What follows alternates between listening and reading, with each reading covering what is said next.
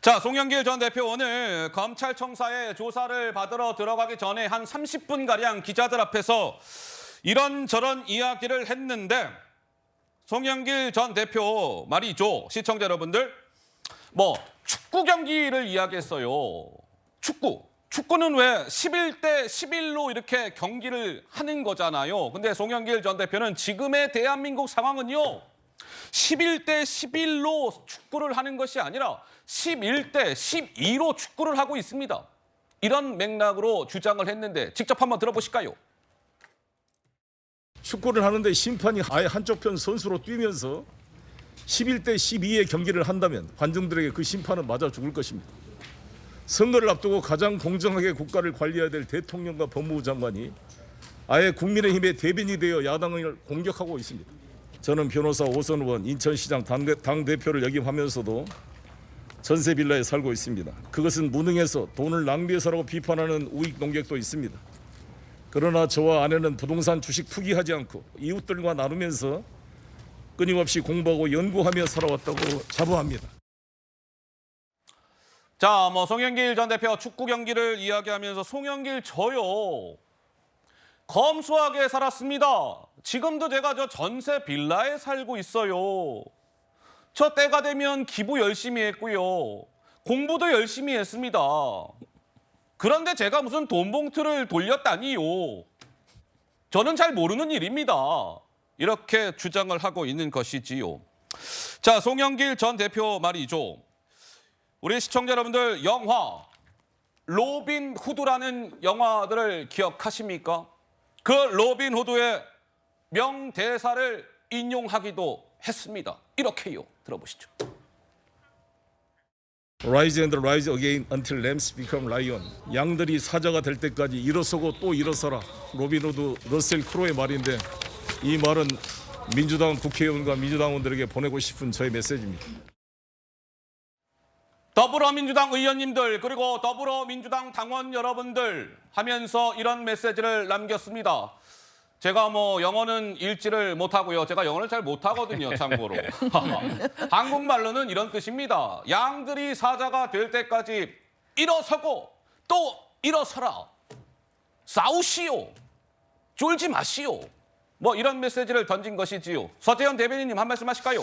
네, 심판 말씀하신 건데 11대 12 이 말씀에는 저도 동의합니다. 사실은 네. 법무부 장관이 중립성을 어긴 부분에 대해서, 그리고 송영길 전 대표의 메신저 그 인생에 대한 전체 부정을 한 것은 문제 제기를 할 수 있고, 다만 사실 민주당 입장에서는 모든 국민이 잊혀질 수도 있는데, 사실 김은경 혁신이 나오게 예. 된 이유 자체가 네. 이 돈봉투 사건입니다. 그러네요. 맞네요. 이게 공직선거법이든 정당법이든 이걸 다 떠나서라도 이 사태 자체에 대해서는 저희 민주당이 그래서 이제 송영길 전 당대표를 프랑스 파리에서 극허 귀국을 시켰는데, 예. 이후에 검찰이 신속하게 수사를 할 줄 알았는데 228일 만이다. 그래서 송영길 대표 입장에서는 자꾸 주변만 이렇게 계속 수사를 하고 본인에 대한 수사를 안 하니 셀프 출석, 어떻게 보면 비웃음을 당하면서까지 저렇게 되었는데, 이제는 검찰과 싸우면서 이제 사법부로 넘어가는데, 저는 이중성의 문제 말씀해 주셨으니까 저는 검찰의 이중성의 문제도 지적 안 할 수가 없는 것이, 검찰의 이중성이라면요? 지금 말씀하시는 게 송영길 대표를 범죄자로 확정하는 그 이유 하나가 박래구라든지 윤관석이 구속되었단 말입니다.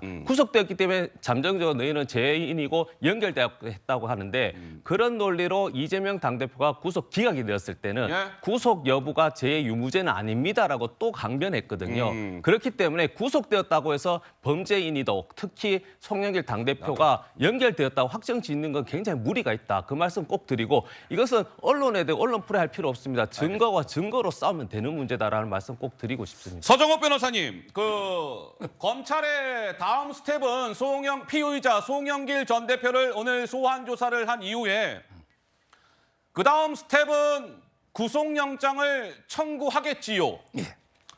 그 다음 스텝은 법원에서 송영길 전 대표에 대한 구속영장 실질 심사라는 것이 진행이 되겠지요. 구속영장 발부 가능성, 글쎄요, 좀 조심스럽지만 어떻게 봐야 할까요? 한마디로 이제 유창훈 판사가 심사에도 발부될 것 같아요. 예. 유창훈 판사가요?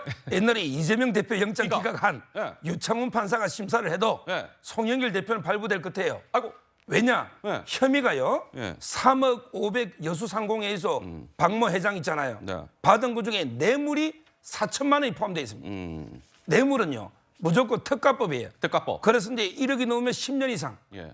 그다음에 그 5천만 원이 넘으면 7년 이상. 오. 그다음에 이거는 5년 이상. 예. 이게 엄청나게 높은 형입니다. 세네요. 예. 뇌물은. 그 외에도 이게 돈 봉투도 다 관련자들이 자백하는데 예. 무엇보다 돈을 처음에 만들어준 김모 씨 있잖아요. 예.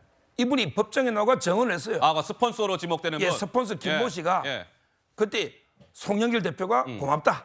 도와줘서. 도와줘서 이렇게 고맙다. 증언을 해버렸습니다. 아이고요. 이거는 이제 빼도 박도 못하죠. 빼박. 예. 그리고 이제 권한과 책임은 비례합니다. 밑에 강래구, 박용수, 이정건, 윤관석 다 구속돼 있잖아요. 예. 그건 누구를 위해서 일했습니까? 오로지 송영길 대표의 당선을 위해서 일했던 분 아닙니까? 예. 뭐 저는 구속은 이게 불가피하고 영장 발부된다. 이래 보고 있어요. 알겠습니다. 뭐 실제로 검찰이 구속영장을 청구하게 될지, 청구한다면 그 시점은 어떻게 될지, 청구한다면 법원의 판단은 어떻게 내려지게 될지 잘 지켜봐야 할 것 같습니다.